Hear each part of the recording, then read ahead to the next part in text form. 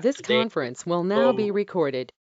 Just to give you a little bit of a context, this is an EU-funded Horizon 2020 Marie Sklodowska-Curie action, and it is part of the innovative train networks initiative. So essentially here we are training 15 early stage researchers from different disciplines in a field of the transition towards a circular economy. So this initiative is really aimed at equipping this cohort of early stage researchers with cutting edge knowledge in such a way that we can create a cohort of experts who can drive the transition towards a circular economy in the European space.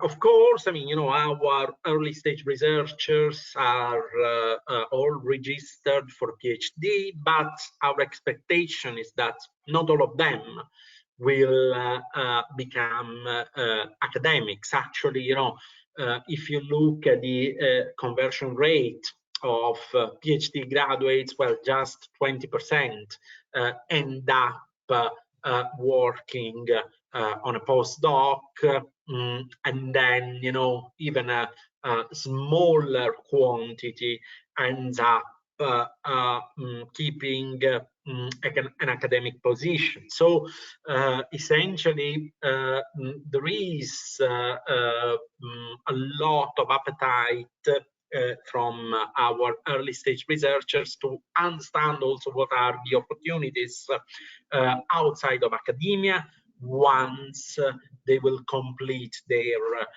PhD journey, given that they are now in their second year. And of course, given the topic on which they're working, given the close interaction between their program and the priorities of the European Union, they wanted to know a little bit more about job opportunities at the European Commission, and now you access them. That's the reason why our ESRs decided to organize this meeting, which was kindly arranged by Giuseppe. So I don't know, Giuseppe, if you want to add something else detailing the main aims of this seminar, and also introducing Adrian. Well, yeah, thank you very much, Andrea. So I think you said it very well. This is our context, and in Retrace we are this network of PhD students, and soon it will be 2 years since we started the PhD programs, and there's roughly between 1 year or 1 year and a half to complete our programs. And many of us, we start thinking on how to design the final phase of our PhD and how to build our careers in other organizations. And the European Commission is a very nice example of a place. So thank you very much. We really appreciate your presence, Mr. Dușa. And Mr. Adrian Dușa, he's an assistant of the Director General of the European Commission, and he will clarify your doubts and explain us a bit how is the process to apply for a job on the European Commission. And yeah, again, thank you very much for your availability, and the floor is yours. No, thanks a lot. So I'll try to make the best use of the time left in this webinar. And again, apologies for joining late.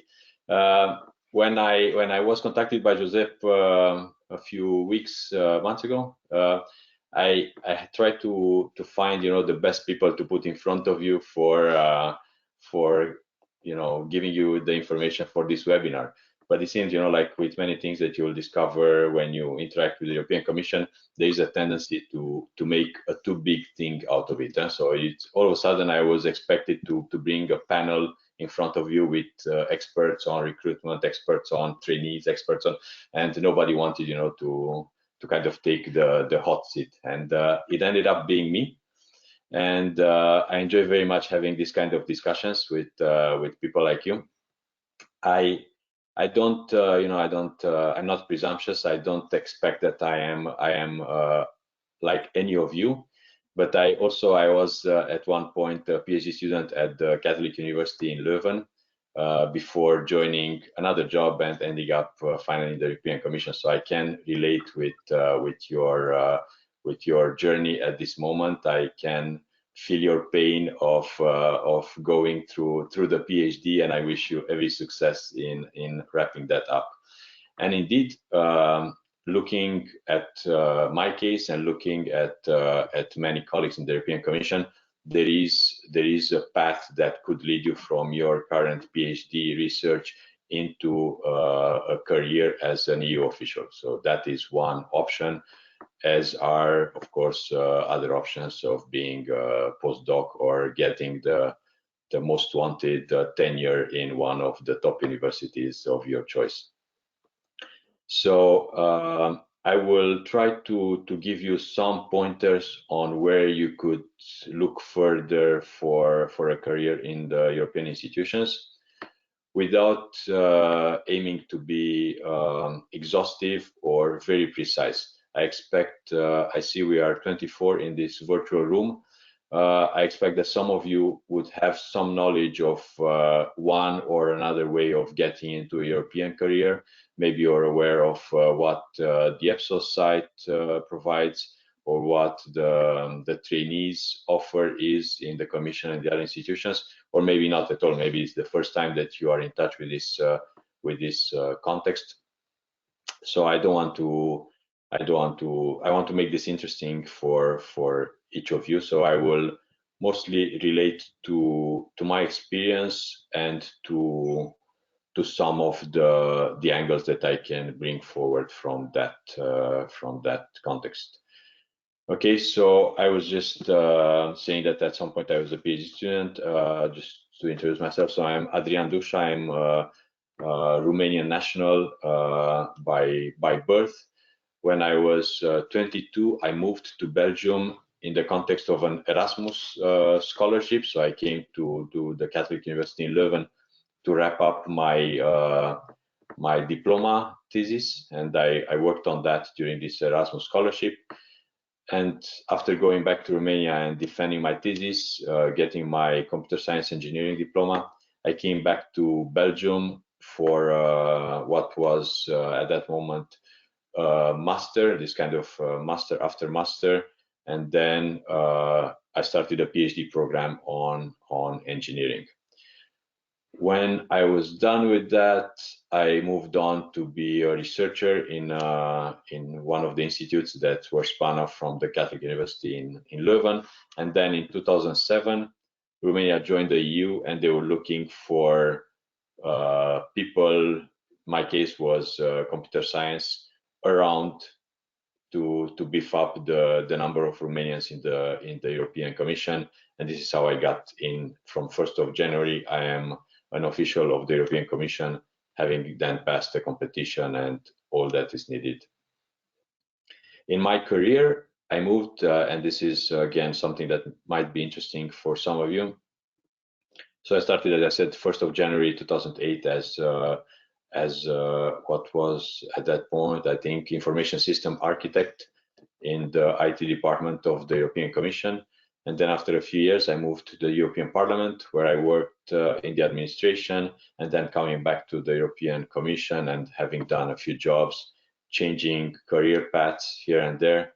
And since the beginning of the COVID lockdown, I am the assistant to the Director General. So this is an advisory position to the Director General of Human Resources in the European Commission.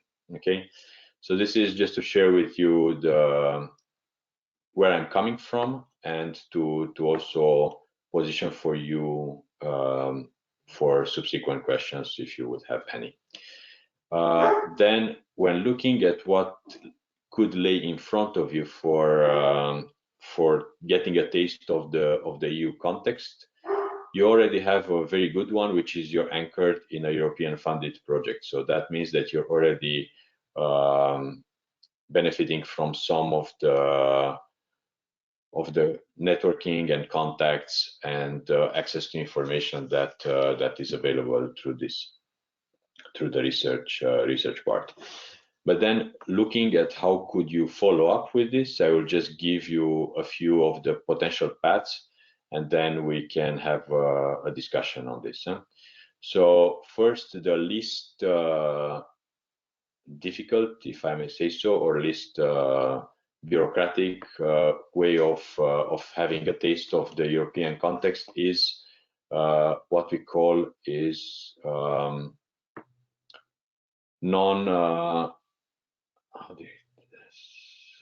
I don't remember the bureaucratic name of this, but it will come to me. It's a form of traineeship that you can do during your studies. So you are a PhD. I'll just take Josep because I know the Belgian context better. But you're a PhD at a university in Belgium, but it doesn't have to be Belgium. That means that your work is covered financially and perhaps again bureaucratic, but very important from insurance point of view. You're covered by the institution where you are doing your PhD. So you would have a scholarship, and you would have a framework, a legal framework in which your work happens. While you're in this situation, you could be in contact with a unit in the European Commission where you would do a traineeship that is not paid by the European Commission, but allows you to work inside that said unit. And that would be, of course, on the topic of your PhD, because that makes you an expert on that topic, and it has a win-win situation, creates a win-win situation with the respective unit in the European Commission. So say you are, I don't know, looking at the sustainable elements of whatever imported products, you could be in the unit that does that in DG Grow, looking at standards or safety measures or whatever for imports, or whatever. If you're in standardization, there is a unit that looks at standardization. There is all kinds. I think you would find a place where you can test the ideas from your PhD thesis or your PhD research, and in the same time enrich your research. Okay, so this is the easiest channel to set up, and it's also the same time is the least regulated. So that makes it that it comes down to finding, maybe through your PhD supervisor, a contact point, head of unit in the European Commission, and then finding this this way in. This is, as I said, it's an unpaid traineeship because it considers that you are paid through your PhD program. Okay, so this is and now it came to me. It's called atypical trainee. So just for you to understand why it was not obvious, because I don't find the name descriptive in any way. So this is an atypical trainee arrangement. Okay, then you would have the paid traineeships.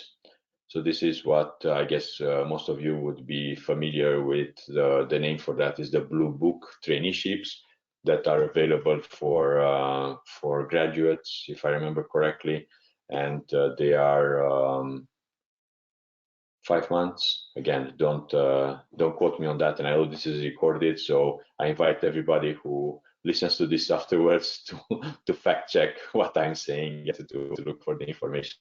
So they are about 5 months long. They are twice per year, I think March and October or November, and they are paid traineeships. There's a very well explained process that you find looking up Blue Book or from the website. Okay, so this is paid traineeships. You would submit an application that you have to substantiate. There will be a selection process. You would end up being in the Blue Book, and then you would have to contact. I mean, that's my recommendation anyway. That you contact the units or the departments that you are interested in doing your traineeship with, and they would then pick you up from the Blue Book. Okay. And these are the traineeships that I have in mind when I'm thinking of this. And then we would go to post studies world. So your work, and there is one path which I'm not familiar with, but I expect at least somebody in the audience is much more familiar with. This is the postdoctoral researchers with the Joint Research Center. So which is you would know what the JRC is and how they function. So they are in many respects they are like a research institute or university in-house that people are doing research, and then you also have a research career afterwards. So some kind of postdoctoral function. So I don't have anything in mind for that, but as I said, if you're not familiar with that, at least this is a pointer for you to look it up further. And then you would have a number of temporary ways of entering the European Commission. One of them is contract agent, and usually it's organized via what is called a CAST. And these are ongoing tests, so it's some kind of list of potential candidates that is being maintained. You are expected to pass some computer-based testing to get on that list, but it's not. I mean, it's not competitive in the sense that getting on the list means that you need to meet a certain percentage, and you meet that percentage in the test. That means you're on the list. Being on the list does not guarantee getting a job. So it's quite again, it's not a big barrier for entry, but it's not also the guarantee of getting a job is very. I mean, there's not a lot. What happens then? You would have people in the commission when they need a specific profile. They will look it up on this cast lists and invite a few people from that list for further interviews, and then do a selection panel that ends up with a selection. Contract agent, you would find the information, the salary grid, and everything that pertains to the responsibilities and benefits online. I think the good thing about European Career is that everything it's published, and it's quite transparent in the conditions for employment of staff and other. So this is contract agents. Then you have temporary agents. Temporary agents usually are used for covering for officials during longer term absences, or when it's not possible to hire an official for whatever reason. This is usually you would find these jobs posted on the EPSO website. And if you want to have, you can make also some spontaneous applications which end up in a database called EU CV Online, from which commission managers could select potential candidates. Again, a bit similar with what is done for contract agents, selecting a few and doing a selection panel, and then offering a temporary contract. If I remember correctly, they are limited to 6 years, and otherwise they follow the salary grid and benefits for officials that you would find online. And then the last, at least in my mind at this moment, channel is of course the EPSO competitions. So these are organized every now and then. There are some yearly cycles for graduates and non-graduates, and then you would have this dotted with specific competitions for specialists and or specialists in general, which can be lawyer linguists, can be translators, or then auditors, all kinds of other lawyers, or this kind of specific competitions. These are published on the EPSO website. You will find them, and they take quite some commitment from the applicant side. There are several selection stages which are depending also on the number of candidates. So you would have on specialist competitions, you would have a bit less and more precise selections. And then on the large graduates where you have tens of thousands of applicants, it's a bit more coarse selections interwoven with the rest in order to reduce the numbers. Okay, so this is the very high level view that I can think of at this moment. And I would hope that we can have a discussion now to go a bit deeper on any of this, just to see your interest, because for me it's difficult to assess what would be, as I said in the beginning, your starting level of knowledge, and then also where your interest lies with, or what kind of questions would you find interesting answering. Okay, thank you very much. I would stop here with this more generic introduction, and then we can dive in. Yeah, thank you very much, Adrian, for the presentation. Please put questions either on the chat or just tell your name so I can give you the floor. I collected some questions before from other ECRs by mail. So I'll start with the first one. How does it feel to work for a governmental organization? I don't hear you very well. I don't know whether it's me or you. Oh, I hear you well. Joseph, can you come again? I missed you. I missed the beginning of your question. So you said you got some questions. Yeah, I got some questions by mail from other ESRs. So how does working for a governmental organization like the European Union compares to, I mean, because before you said you worked for industry, and how does it compare to work in academia in terms of how is the work environment in the Commission? What are the chances for training and development? There's flexibility in working hours, the career progression. How does it all work?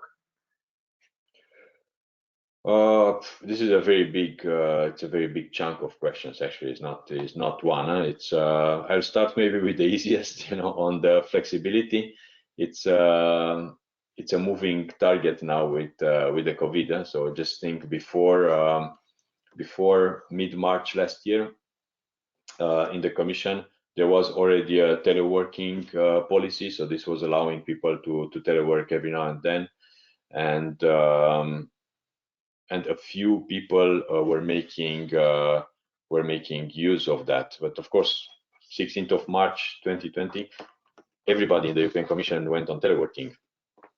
And we were very fortunate to have rolled out a program that meant that everybody had a laptop, and we were all functioning quite well, actually, from let's say the week after, more or less, after everybody got their setup ready. So it was flexibility. I think it will be something that will be more when it comes to the future. So there will be more teleworking possibilities, and also different day structure. And because we had, since it was mostly an office job, there were this concept of core hours when you have to be in the office at all costs, and these kind of things, which will have to be revisited in a hybrid environment.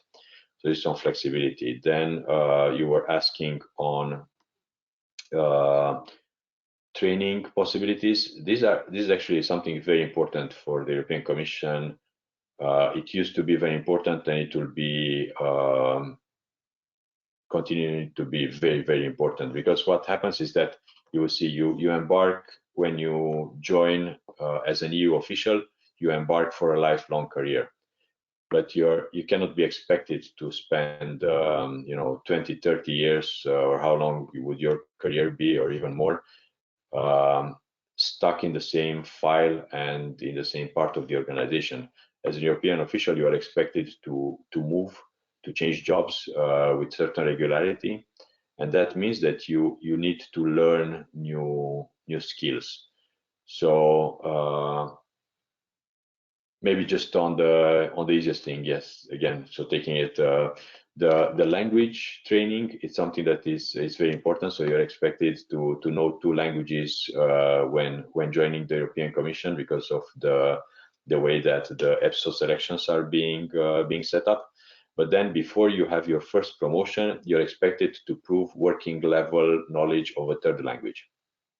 So this is it's a legal obligation, and you are given all the tools necessary, so language courses, so that you can improve your knowledge of languages and get to that necessary level.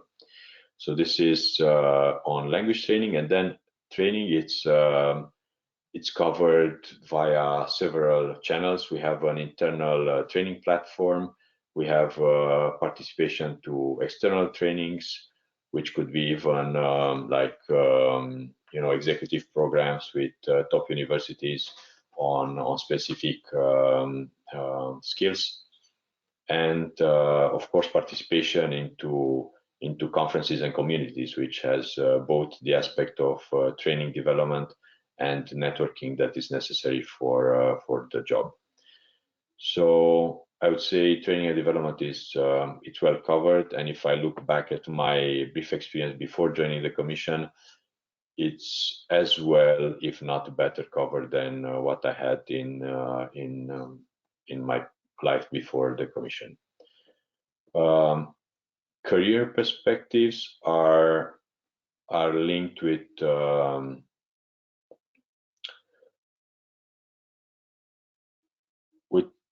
you would have, on one hand, you have the, let's say, the salary grid which is published. So the career in the European Commission is based on a grade system. So that means that you receive a grade usually via the competition. So the competition is organized at a certain entry level grade, and then there is expected that there is a career progression, hopping from grade to grade through your career based on performance mainly, but also the way you change jobs and the way you are doing your job.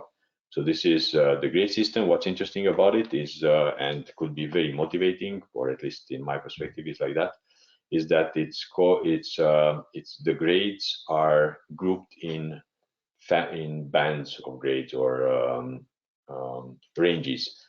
So what happens is that, for example, you would have a job is advertised for a range of grades, is not for one grade. And that means, for example, that if you have a job which could be something like, let's say, project officer, that is for somebody that has a grade between 5 and 12, that means that anybody with a grade, either be it 5 or 12, could do that job. And that means that you can have project officer grade 5 sitting or working next to one that is grade 12. So which is, I think, for somebody, at least when I joined, I found this very motivating and very empowering, knowing that there is no, there is a possibility of having access to the jobs without having the jumps linked to a grade. So meaning that you would need to go through another selection just to change grades. I don't know whether this answers questions, but again, not knowing how to benchmark how much is too much information and how much is not enough for you. So feel free to come up with follow-ups. Okay. Yeah, thank you very much. Kevin, can you make your question? Yes, of course. Several questions, but I'll just do them one by one. The first one is that if you get on the CAST or the EPSO list, are you allowed to refuse an offer and still stay on the list? For example, if you don't like the first position or you don't like the location, is that normal to refuse it? And can you still wait for another offer, or do they really expect you to take the first offer you get? Definitely not. You're not expected to take the first offer, and there is, of course, there is a mutual relationship. So you can even, it's not only that you can do interviews, it's like the interviews are both for the interviewers to get to know you, and also for interviewee to get to know the organization. So it's perfectly okay to be invited for a job interview, to do the job interview, and still to say that you would rather look for something else. So of course, now if you're invited for an interview that has nothing to do, that you definitely don't want, or at a bad moment, you can say, I don't want even the interview, and has no impact on your on on being on the list or not. That being said, you can also unlist yourself. So should it happen to me at some point, I was on a cast list and I had passed another competition, and then you still being asked whether you are interested to come for interviews, you can flag yourself as no longer available. So okay, yeah. I think you can manage your presence and availability and visibility as you see fit. And of course, everybody knows that, you know, with a competition that takes I don't know, just saying a year maybe, from yourself between start of the competition and yourself at the end of the competition, many things can happen that would change your priorities. So no worries when it comes to that. Okay, yeah, that's great to know. And another question I had, I understood for the EPSO competition, it's like really a long-term thing, like you're expected to work for many years with the commission. But is it the same for the contract agents? Do they also have, for example, indefinite contracts, or is it really similar to temporary agents, but just with a longer contract? You have various types of contract agents, and then they would also be dependent. So the style of contract that you get depends also on where are you going to work. Just to give you an example, the contract agents in executive agencies the duration of their contract is linked with the lifetime of that agency. You see, so it's you would have agencies that were set up long time ago and they are expected to go on forever, if I may say so, or again, very long time in the future. And then you can see that, you know, that type of contract agent, it's in principle temporary, but or in theory is temporary, but in practice it equates to a very long-term contract. See, this is one. But otherwise, in the commission itself, the contract agents are usually, especially for, I mean, the higher levels of contract agents are temporary contracts. But in the research part of the Joint Research Center, you would have to look it up. I don't have it in my mind how those postdoc contract agents are having their career, and it could be that is longer term. But don't quote me on that. Okay, thank you. Yeah, thank you very much. Marta, can you read your question, please? Hi, yes. Can you hear me, right? Yes. Yes, so basically I was curious because I already done a training at the JRC before my PhD. So, and my question is, when I'm going to finish my PhD, it is possible to do another training, or is it better to aim directly like the conduct position? Yeah, this comes with a disclaimer that I'm not a lawyer, so I know that that there are some limitations that come with traineeships, but I don't have it in my mind. I'm not an expert in this because you have several. You also have other types of trainees, and it could be that you cannot be twice. I don't think you can be, for example, you cannot be Blue Book twice. So I don't know what framework was your traineeship with the JRC before, but if it was a typical trainee, I think it doesn't exclude you from Blue Book. But again, it's not a legal opinion what I'm giving you here. You have to look into the conditions for each traineeship because they are different and they have different impact also. Okay. Thank you. Thank you very much. Sanja? Thank you. Well, thank you, Adrian, for accepting to have this discussion with us. I have two questions. So the first one relates to the relationship between the experience required and the required educational background for specific positions. So from my understanding is that, for example, if they're looking for a certain position to have a 5-year, for example, experience and a master degree, is it possible? It's possible to sort of compensate the less years of experience with a higher level of educational degree. For example, if you have a PhD degree while they're asking for a master degree, this kind of allows you to have less years experience to sort of apply or be eligible to apply for this position. Is this correct, or? It's again, it's going into legal advice, which is not my strong suit. What you have to see is that you, in principle, you can count work experience, what you did after the diploma that gives you access to the position.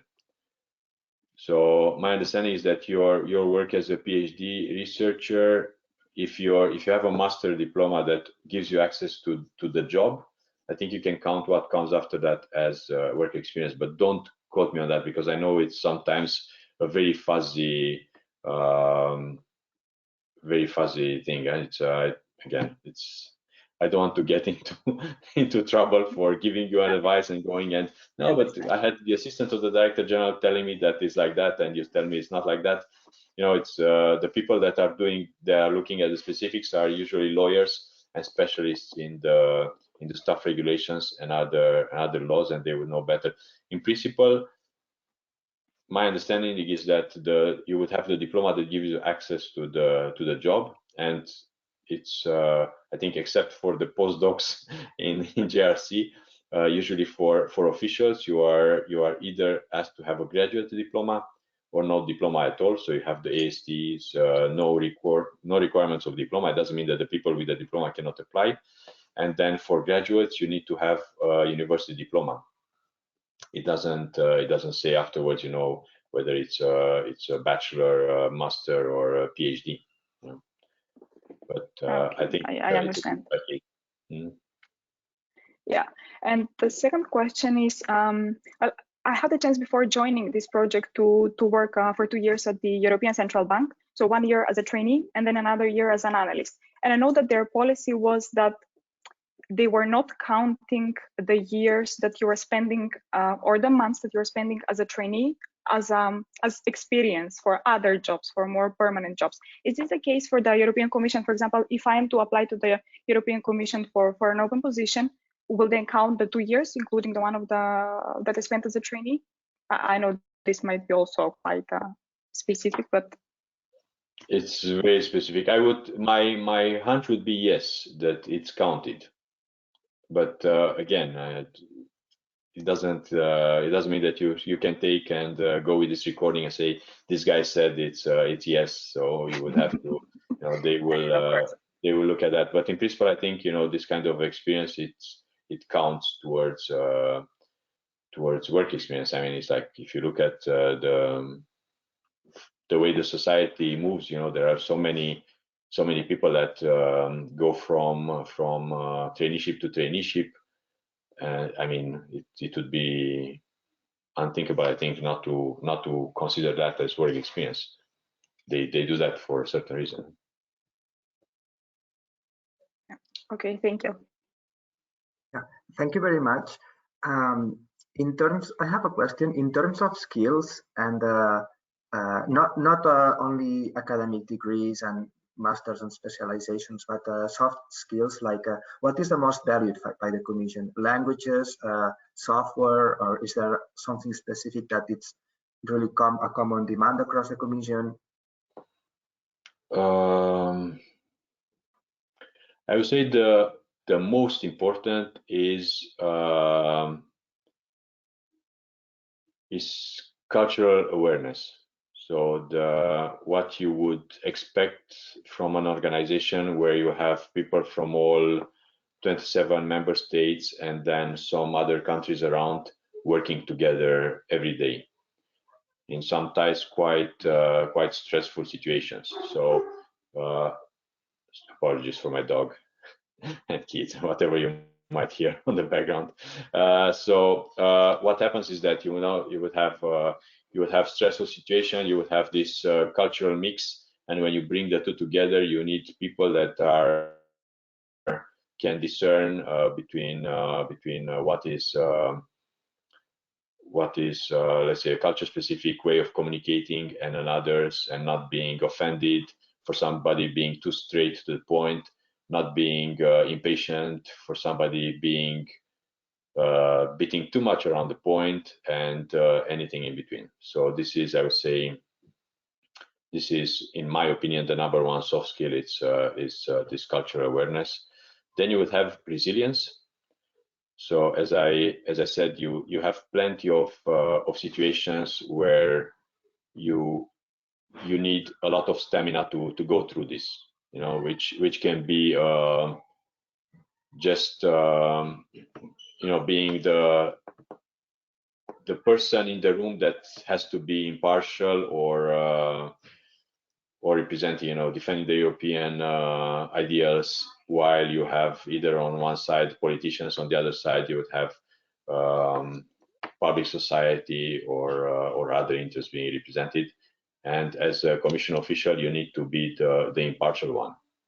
You know, so this is, again, let's say, resilience I would put on a second point. Yeah, thank you very much. Approximately how long does it take for an application process? And also how much it takes also for us to prepare for a position? Jesus, yeah, I don't have fresh figures, and I did not look into that, but and to be fair, without making any promises, I know this is being recorded, we are in the process of looking at the selections. You can imagine that with less possibilities of traveling and doing tests in the same room, there is a way of evaluating now different solutions for doing the recruitment. And in the process, we are also looking at reducing the duration. But I believe from the moment a selection is being announced until the reserve list is being published, it's a year or more. It's something like that. Then preparation time you can build into this, because this is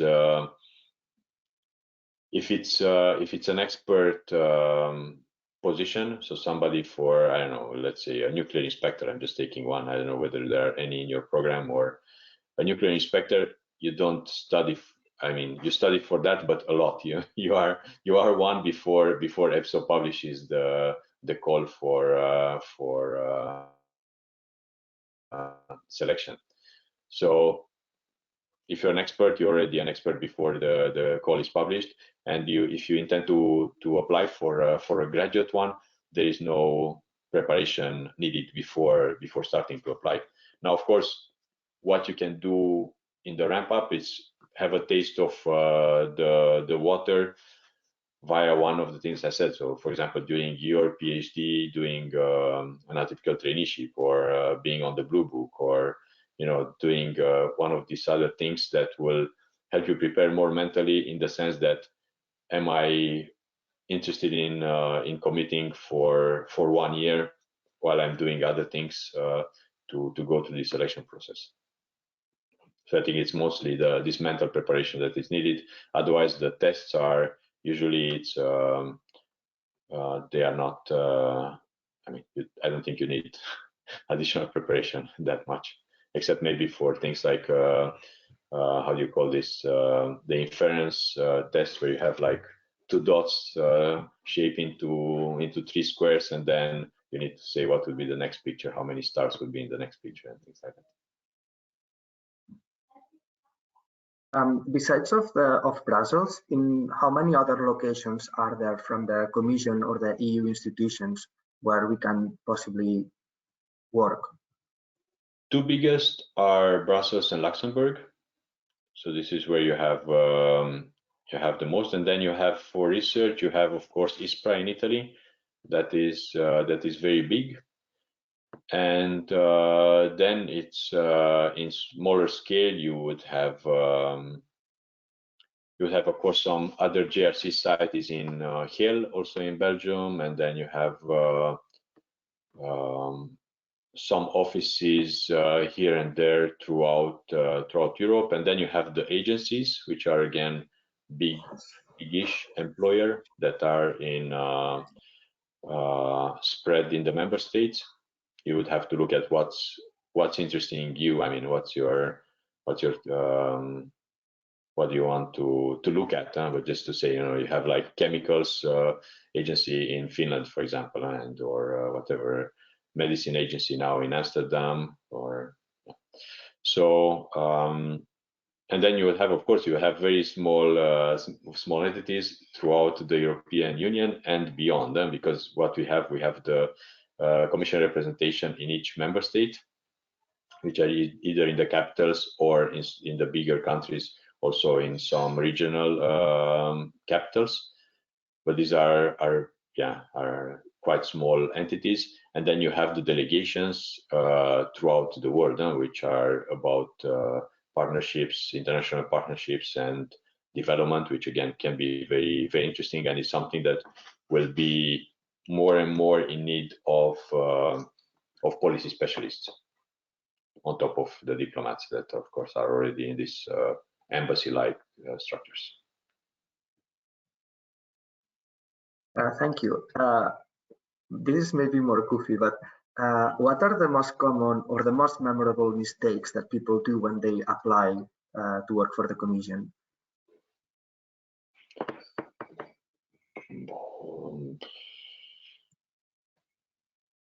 Or the funniest mistakes you have seen?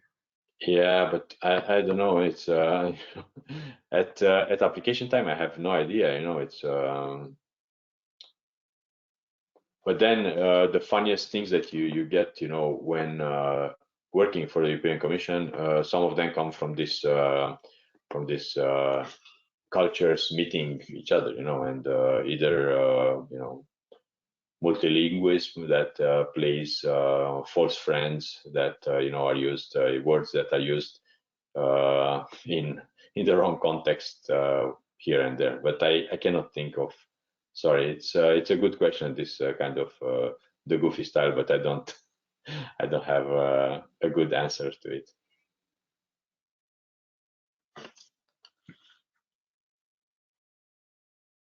I don't know if other people have questions. Please post them in the chat. I have. If you were a PhD and 1 year to finish, and you were in our position, what advice would you give to yourself?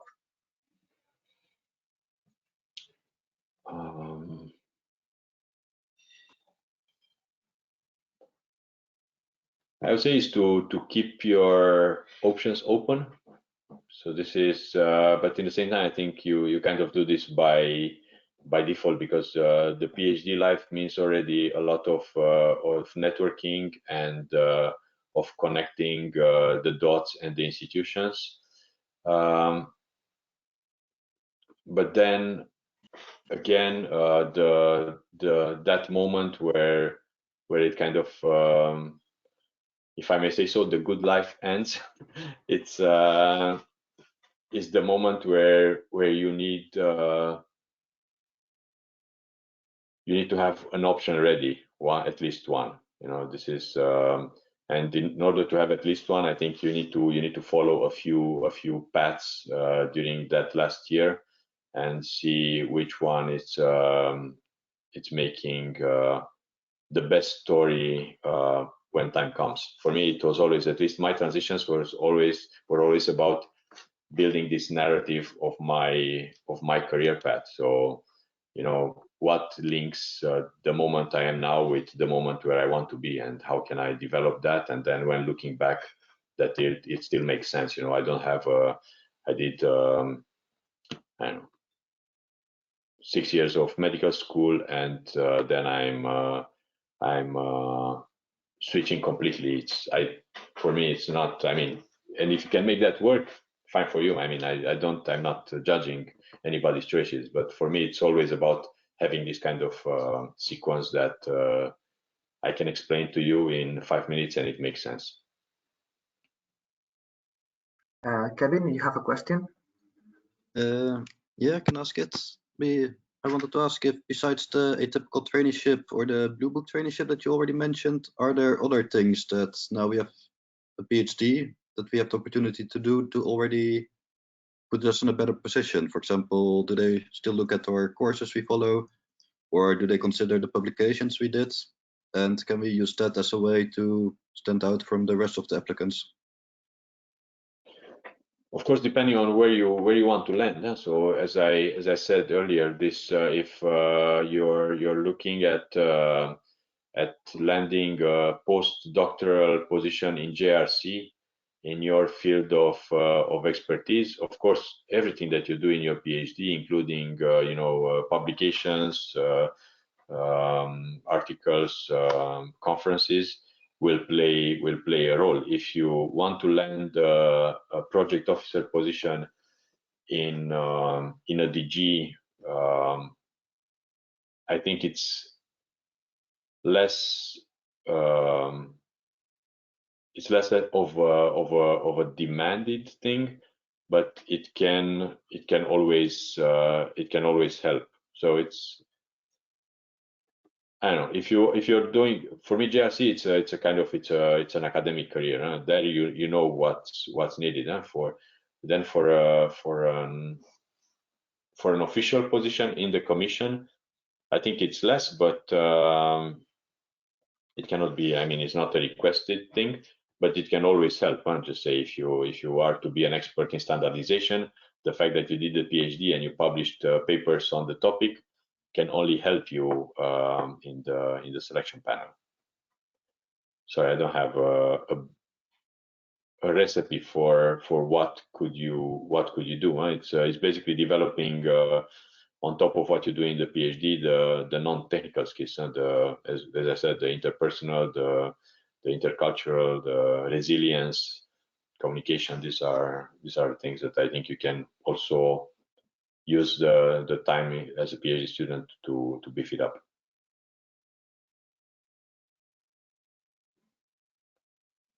Yeah, thank you very much. We don't have more questions so far, but if there's anybody who has a question or something, please say it now. Would you like to say maybe, Adrian, a concluding remark or something, a last tip? Yeah, so what I want to say is that, again, starting with a sorry for being late. Second, saying that I enjoy very much this kind of discussions, and you should also count on me should you have any follow-up questions. So if you cannot think of a question now, but you have a follow-up, you would have my contact details from Josep, or you can find me on LinkedIn. You have an email somewhere. You find me on the EU Who Is Who website, and feel free to reach out to me. Now, I will not, as I said, I'm trying to refrain from legal advice or very specific, but if you want to test something or to just clarify a small thing, feel free to reach out to me. And yeah, good luck with both your PhDs and careers after that. Yeah, again, thank you so much. We really appreciated this time, and also the answers, because they are super valuable for our careers, and they feel it feels very comforting to have this hour with you. So again, thank you very much in the behalf of Fruitrace, and yeah, thanks, and have a good day. You too. Take care. Bye bye. Mucho merci. Thank you. Goodbye.